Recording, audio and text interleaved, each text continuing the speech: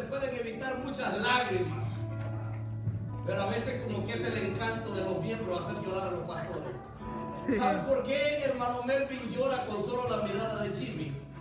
Es por la trayectoria que han llevado juntos. Y con el suspiro dice más que muchas palabras.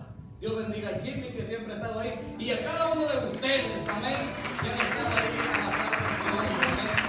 Me siento contento, hermano Melvin, teniendo una cantidad de amigos pastores que son marca 100.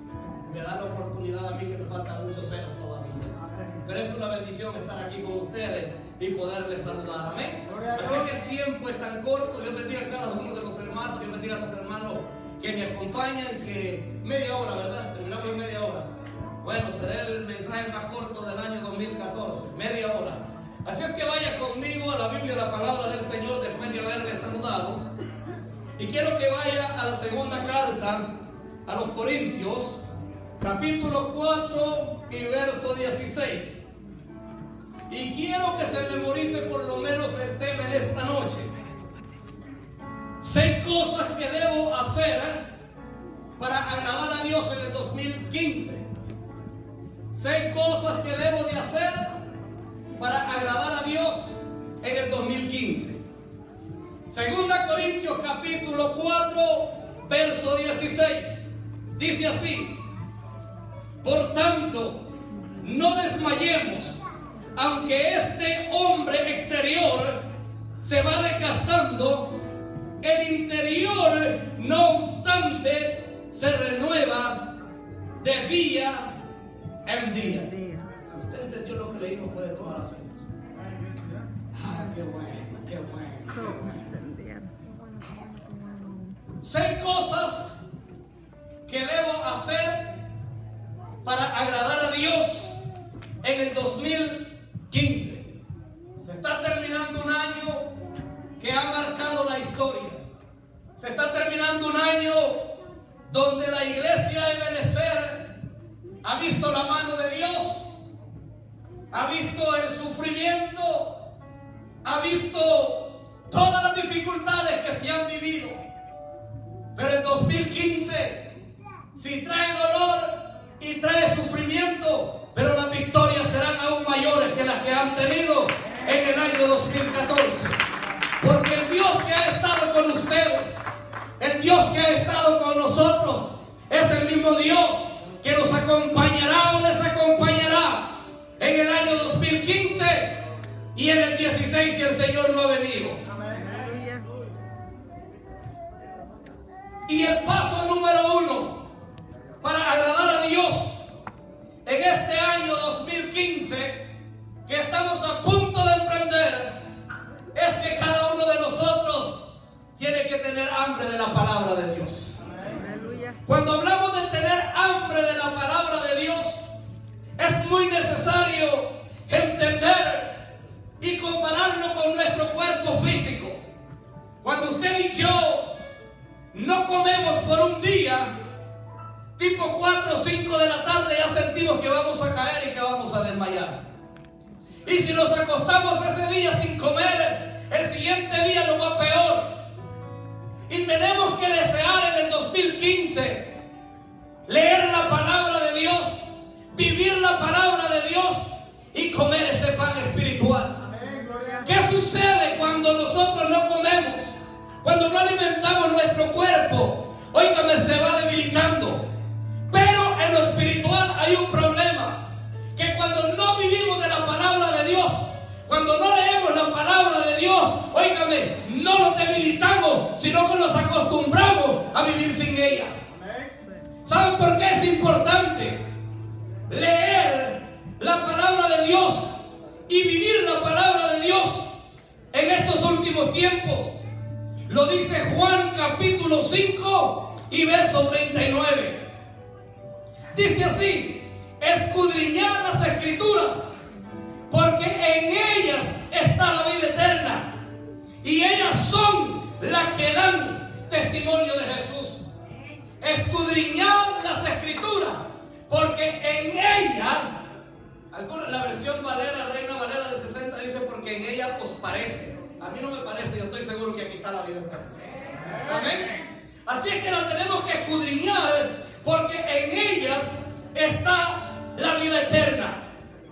Tenemos que buscar la verdad siempre, y la verdad está en la Biblia, la palabra de Dios. Aleluya. Primera de Pedro capítulo 2 verso 2 dice así: tenemos que desear como niños recién nacidos la leche espiritual no adulterada. Tenemos que desear, y yo comparo esto con los niños, las que son madres. Los que somos padres pues poco, pero las madres saben cuando llora el niño, si llora por hambre, si llora por un dolor o llora por molestar. Dice, hay que darle la pacha al niño porque ya sabe que es la pacha que necesita, el biberón, el tetero, el paro, como le llamen. Entonces ya sabe, pero si tiene un dolor dice, esto no es de pacha, este dolor está enfermo. Pero si está molestando, ya la mamá sabe. Así es nuestro Dios con cada uno de nosotros.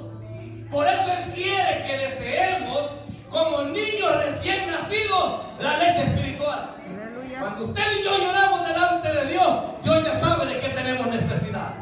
Y cuando lloramos porque necesitamos de Él suple nuestra necesidad.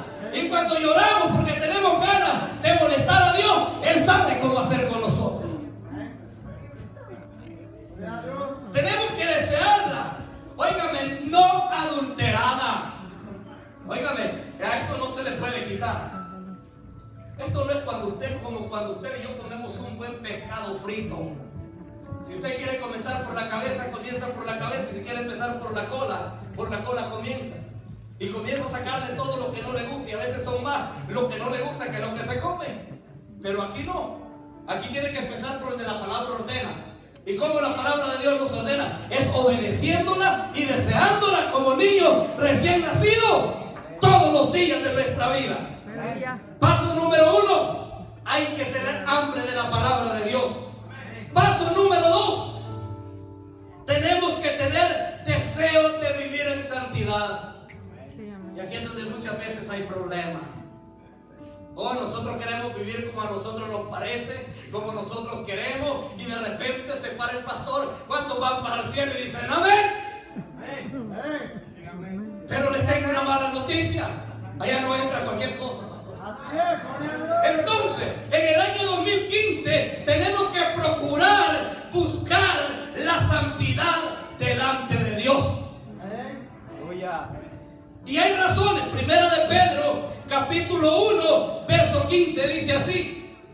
Dice, así como aquel que nos llamó es santo, seamos nosotros también santos, óigame, en toda nuestra manera de vivir.